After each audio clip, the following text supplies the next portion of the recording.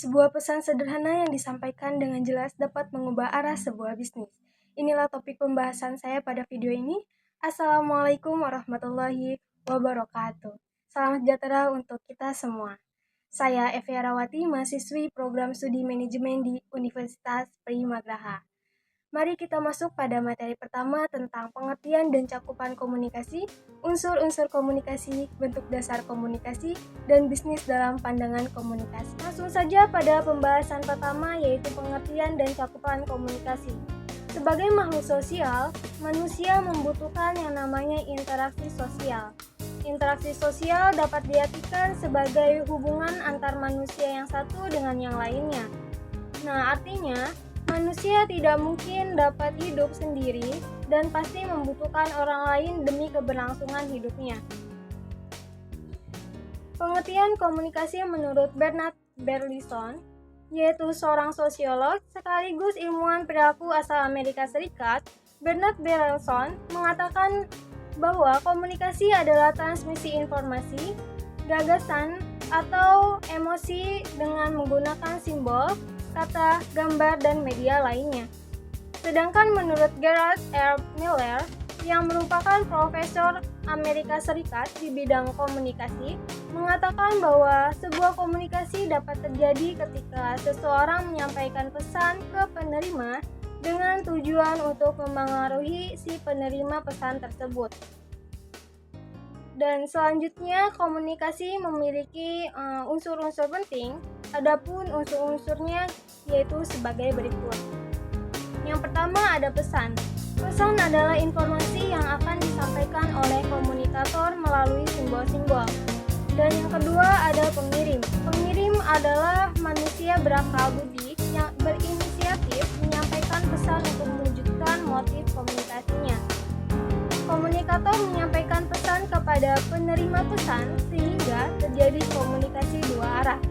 Dan yang ketiga ada penyandian. Penyandian adalah proses di mana komunikator mengemas maksud atau pesan yang ada dalam benak dan hatinya menjadi simbol-simbol, suara, tulisan, gerak tubuh, dan bentuk lainnya untuk dapat dikirimkan kepada komunikan. Yang keempat ada saluran. Saluran adalah tempat pesan yang berbentuk simbol-simbol yang dialirkan dari komunikator kepada komunikan. Dan yang kelima ada penyandian ulang, yaitu sebuah proses reaksi komunikan dalam penerima pesan dari komunikator. Kemudian komunikan akan mengartikan atau menginterpretasikan simbol-simbol menjadi sebuah makna atau informasi. Dan yang keenam ada penerima. Penerima adalah faktor penting dalam proses komunikasi. Tanpa penerima, proses penyampaian pesan tidak akan berhasil. Dan yang terakhir ada umpan balik. Umpan balik adalah proses penting bagi komunikator atau pengirim untuk mengetahui pemahaman dan reaksi komunikan atau penerima terkait pesan yang dikirim. Pembahasan selanjutnya yaitu bentuk-bentuk dasar komunikasi. Pada dasarnya, ada dua bentuk dasar komunikasi yang lazim digunakan dalam dunia bisnis, yaitu komunikasi verbal dan non-verbal. Komunikasi verbal merupakan salah satu bentuk komunikasi yang lazim digunakan dalam dunia bisnis untuk menyampaikan pesan-pesan bisnis kepada pihak lain, baik secara tertulis maupun lisan. Sedangkan non-verbal, seseorang dapat saja mengekspresikan pesan-pesannya. Ekspresi secara non-verbal memiliki suatu keterbatasan dalam mengkomunikasikan suatu pesan dengan pihak lain. Sebagai contoh, jika ingin membahas suatu kejadian di masa lalu, ide atau abstrak, seseorang tidak dapat menggunakan ekspresi wajah atau bahasa tubuh untuk menerangkannya. Nah, pembahasan selanjutnya yaitu bisnis dalam pandangan komunikasi. Dalam sebuah bisnis diperlukan suatu bentuk komunikasi yang baik antar divisi. Tujuan komunikasi bisnis pada umumnya adalah agar tidak terjadi kesalahpahaman antar individu maupun kelompok sehingga dapat memicu kesalahan dan menjadi masalah. Komunikasi bisnis merupakan pertukaran ide, gagasan, informasi, instruksi, opini, dan lain sebagainya, di mana penyampaiannya dapat secara personal maupun non-personal melalui simbol, lambang, ataupun sinyal agar target bisnis bisa tercapai. Dalam realitas psikologis, ternyata kebutuhan dapat diciptakan. Kebutuhan manusia terhadap barang. Dalam konteks ini, peluang pasar dapat dibuka melalui mekanisme komunikasi cara berkesinambungan, membentuk nilai sosial, preferensi, dan fungsi. Terbentuknya peluang pasar bagi produk minimum merupakan hasil pengkondisian yang dilakukan oleh media massa melalui informasinya. Informasi itulah yang membentuk nilai-nilai, citra atau image, dan kebutuhan. Dengan demikian, kegiatan komunikasi kerap kali dilakukan terlebih dahulu untuk membentuk peluang pasar. Peluang pasar sangat ditentukan oleh citra konsumen mengenai barang dan jasa. Jika sebuah produk mampu meyakinkan konsumen bahwa produk ini memiliki kredibilitas atau dapat dipercaya, memiliki fungsi, dijamin, keamanannya, dan keunggulan-keunggulan lainnya, peluang pasarnya pun akan terbentuk. Masalahnya, seringkali barang dan jasa tersebut tidak diketahui oleh khalayak karena tidak ada strategi komunikasi yang benar dan memadai.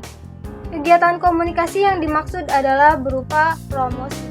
Itulah materi pertama yang saya sampaikan. Pada materi kedua, saya akan menjelaskan tentang tujuan, umpan balik serta bentuknya, dan kesalahpahaman komunikasi. Tujuan komunikasi ada 3, yaitu 1. Memberikan informasi. Memberikan informasi kepada pelanggan atau rekan bisnis. Untuk pelanggan, informasi bisa berupa promo, diskon, produk baru, atau perubahan jam operasional. 2. Melakukan persuasi. Tujuan yang kedua komunikasi bisnis adalah memberikan persuasi, yaitu mempengaruhi pihak lain agar setuju dengan pilihan yang ditawarkan. Misalnya, saat konfirmasi atau negosiasi dengan pelanggan. 3. Melakukan kolaborasi. Tujuan yang terakhir adalah melakukan kolaborasi, yaitu bekerja sama dengan individu, kelompok, atau organisasi lain, misalnya melalui telepon, email, atau pesan singkat. Contohnya, berkolaborasi dengan perusahaan pengirim untuk memperluas jangkauan produk. Pembahasan kedua ada umpan balik dan bentuknya. 1. Umpan balik tidak langsung, yaitu respon yang tidak langsung datang dari penerima atau sumber. 2. Umpan balik langsung adalah respon yang datang dari penerima, dapat berupa verbal dan non-verbal, dan dapat melibatkan tanda, simbol, kata, atau suara yang tidak jelas atau sulit dipahami. 3. External feedback adalah respon dari penerima yang menjadi sumber informasi dengan memperhatikan saluran komunikasi dan aspek nonverbal seperti waktu.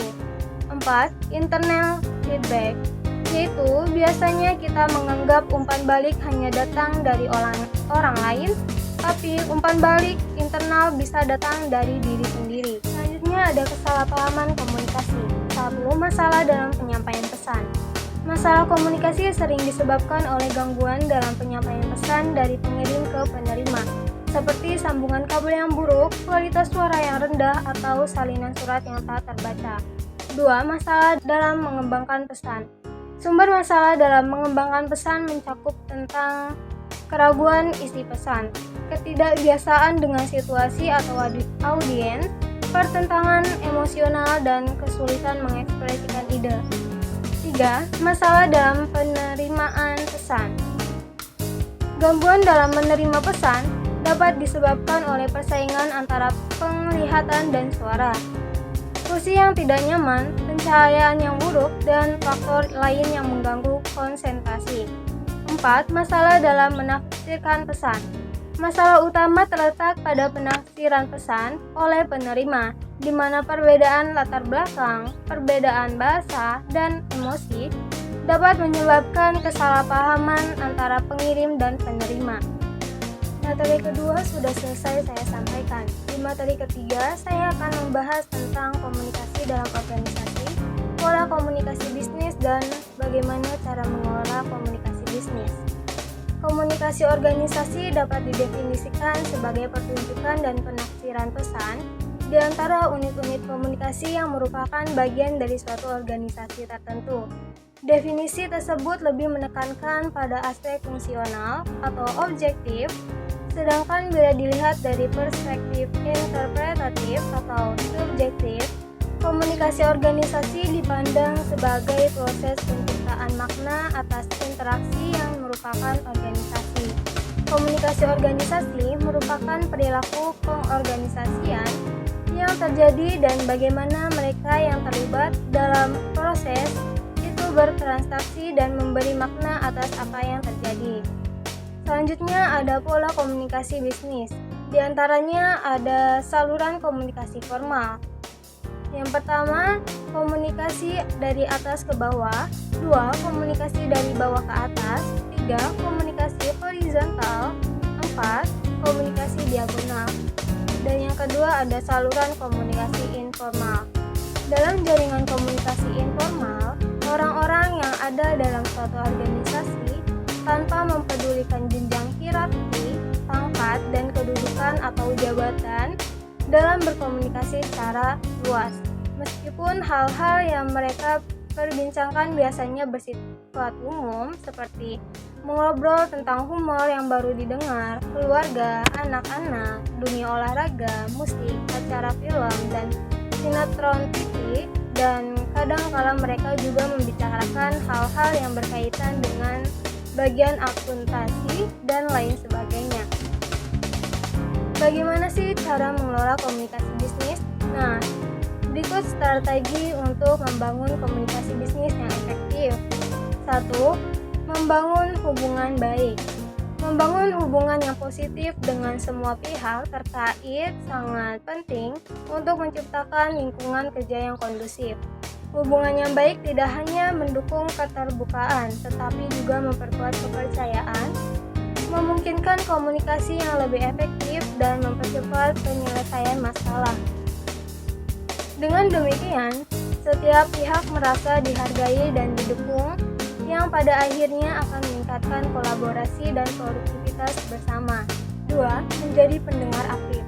Mendengarkan dengan penuh perhatian merupakan kunci utama untuk memahami kebutuhan, harapan, dan perspektif rekan bisnis atau pelanggan. Dengan memberikan perhatian penuh, kita tidak hanya menunjukkan rasa hormat, tetapi juga membangun kepercayaan dan empati. 5. Memberikan instruksi yang jelas. Komunikasi yang jelas dan langsung sangat penting, terutama ketika memberikan instruksi atau arahan kepada tim. Dengan menyampaikan pesan secara tegas dan tanpa ambigu, kita dapat memastikan bahwa setiap anggota tim memahami tugas dan tanggung jawab mereka dengan tepat. 4. Menggunakan berbagai saluran. Memanfaatkan berbagai saluran komunikasi seperti email, rapat tatap muka, platform digital, atau media sosial memungkinkan kita dapat menjangkau audiens yang lebih luas dan beragam. Dengan menggunakan beragam saluran ini, kita dapat menyelesaikan pesan agar sesuai dengan preferensi dan kebutuhan audiens, sehingga meningkatkan peluang pesan diterima dan dipahami dengan baik. Materi ketiga sudah selesai saya sampaikan. Di materi keempat, saya akan menjelaskan tentang jenis-jenis komunikasi berdasarkan penyampaian, jenis-jenis komunikasi berdasarkan perilaku, komunikasi berdasarkan kelangsungannya, komunikasi berdasarkan maksud komunikasi, dan komunikasi berdasarkan ruang lingkup. Jenis-jenis komunikasi berdasarkan penyampaiannya ada 2, yaitu komunikasi verbal atau lisan, yaitu komunikasi yang terjadi secara langsung serta tidak dibatasi oleh jarak. Yang kedua ada komunikasi on-verbal atau tertulis seperti naskah yang biasanya digunakan untuk menyampaikan kabar yang bersifat kompleks. Komunikasi berdasarkan perilaku yaitu ada 3. Yang pertama komunikasi non-formal, contohnya rapat mengenai ulang tahun perusahaan. Yang kedua ada komunikasi formal, contohnya seminar. Yang ketiga ada komunikasi informal, contohnya kabar buruk, desas-desus, dan sebagainya. Komunikasi berdasarkan kelangsungannya. Yang pertama ada komunikasi langsung, contohnya percakapan tatap muka di mana 2 orang berbincang secara langsung di kafe atau ruang kerja.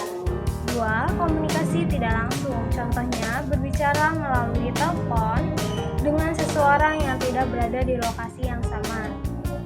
Komunikasi berdasarkan maksud tujuan. Seperti diskusi adalah bentuk komunikasi yang melibatkan pertukaran ide dan pendapat antara dua orang atau lebih. Dua, negosiasi adalah proses komunikasi yang dilakukan untuk mencapai kesepakatan antara dua pihak atau lebih dengan tujuan untuk menentukan titik temu yang saling menguntungkan bagi semua pihak yang terlibat.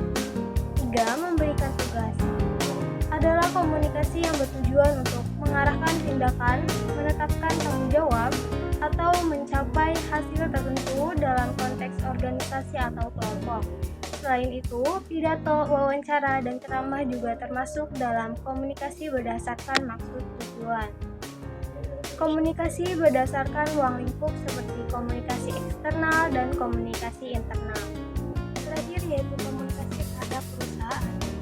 Komunikasi bisnis dapat diartikan sebagai proses pengiriman dan penerimaan pesan antara individu atau kelompok dalam lingkungan bisnis. Unsur-unsur komunikasi bisnis yaitu 1. Tujuan. Setiap komunikasi perlu memiliki tujuan dan maksud tertentu. 2. Terdapat pertukaran. Komunikasi setidaknya melibatkan dua orang atau lebih, yaitu komunikator dan komunikan. 3. Berisi informasi, gagasan, opini, atau instruksi, merupakan isi pesan yang dimaksudkan dalam komunikasi. 4. Menggunakan cara personal atau impersonal. Komunikasi bisa dilakukan secara tatap muka, melalui perangkat khusus, atau bahkan media massa tergantung tujuannya. 5. Memakai simbol atau sinyal. Komunikasi dilakukan dengan memanfaatkan alat atau metode yang mampu memudahkan penyampaian agar dapat dimengerti. Keenam, mencapai target atau tujuan organisasi. Pencapaian tujuan harus sejalan dengan misi perusahaan yang sudah ditetapkan. Terdapat kelebihan komunikasi bisnis yang efektif yaitu 1. Meningkatkan produktivitas karyawan. 2. Mendorong kolaborasi tim. 3. Meningkatkan kepercayaan dan kepuasan karyawan. 4. Mengoptimalkan hubungan dengan pelanggan. 5. Mempercepat pengambilan keputusan. 6. Meningkatkan citra perusahaan. 7. Mengurangi konflik di tempat kerja. 8. Mendukung perubahan organisasi. Selain kelebihan, komunikasi bisnis juga mempunyai kekurangan dan hambatan seperti miskomunikasi, hambatan bahasa, gangguan fisik, perbedaan budaya, hambatan psikologis, kurangnya mendengarkan aktif, teknologi yang tidak optimal, dan informasi yang berlebihan atau overload. Manfaat komunikasi bisnis diantaranya ada 1. Meningkatkan keterlibatan pegawai. 2. Mengurangi komunikasi yang tidak dibutuhkan. 3. Mengatasi miskomunikasi. 4. Mendorong produktivitas pegawai. 5. Meningkatkan komunikasi antar departemen. Dan yang terakhir, meningkatkan komunikasi dengan pegawai work from home. Dan selanjutnya yaitu strategi dan cara melakukan komunikasi terhadap perusahaan. Yang pertama ada gunakan komunikasi yang jelas dan tepat, sampaikan pesan secara sederhana, terstruktur dan fokus pada tujuan. Hindari jargon atau kata yang sulit dipahami. 2.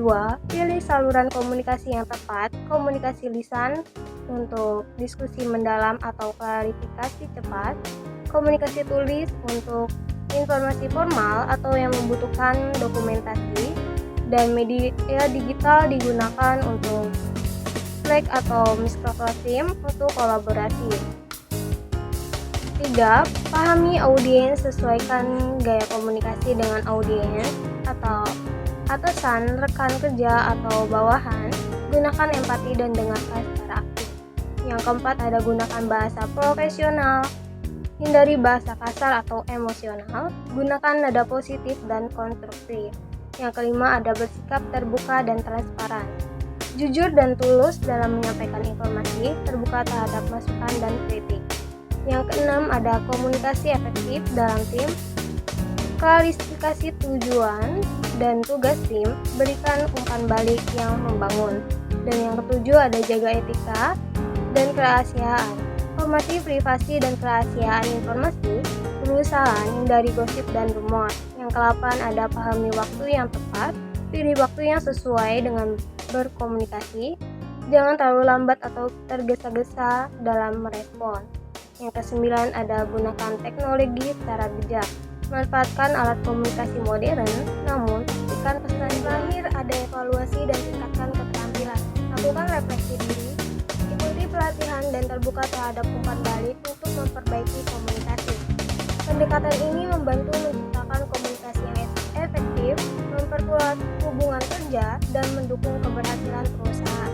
Materi sudah selesai saya sampaikan. Sebagai inti dari presentasi ini, penting untuk diingat bahwa komunikasi bisnis yang efektif adalah kunci untuk membangun hubungan yang kuat, menciptakan peluang, dan mencapai keberhasilan dalam dunia profesional.